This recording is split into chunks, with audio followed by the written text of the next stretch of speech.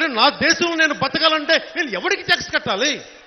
అరే ఇది నా జన్మ, ఇది నా నేల, ఇది నా రాజ్యాంగం నాకు కల్పించిన హక్కు ఇది.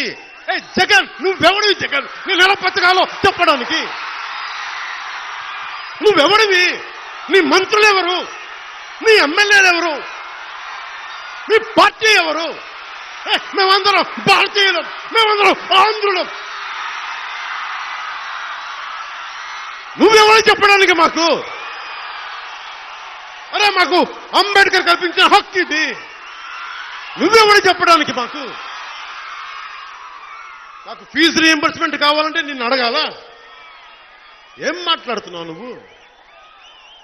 మతిపోయిందా నీకు? దోచుకోవడం వీళ్ళకి అలవాటే.